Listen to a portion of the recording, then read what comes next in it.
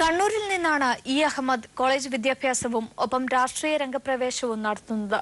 E അഹമ്മദിന്റെ രാഷ്ട്രീയ ചർച്ചകൾക്ക് പിന്നിൽ എന്നും താങ്ങും തണലുമായിരുന്നു കുട്ട്യാമ്പുറത്ത് റഹീം.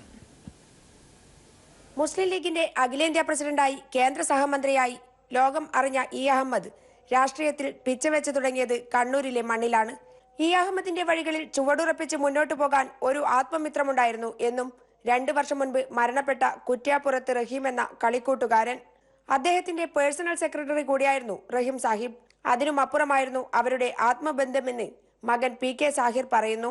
അഹമ്മദ് സാഹിബിന്റെ പേരിൽ തന്നെയാണ് ഫാദറും അറിയപ്പെടുന്നത്. ആ രീതിയിലാണ് അവരുടെ ബന്ധം.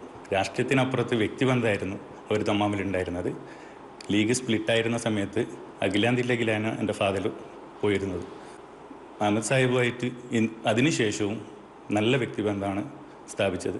ദീനുൽ ഇസ്ലാം സഭയുടെ പ്രസിഡന്റ് പദവിയിലൂടെയായിരുന്നു ഇ അഹമ്മദ് തന്റെ രാഷ്ട്രീയ രഥയാത്ര ആരംഭിച്ചത്. ഇതിന് പിന്നിലും ചാലകശക്തിയായത് റഹീം സാഹിബായിരുന്നു. കണ്ണൂരിലെ സിറ്റിയിലെ ഏറ്റവും വലിയ സ്ഥാപനം ദീനുൽ ഇസ്ലാം സഭയാണ്. ആ സഭയുടെ സാരഥികൾ വലിയ അന്നത്തെ ഉന്നതരായിരുന്നു.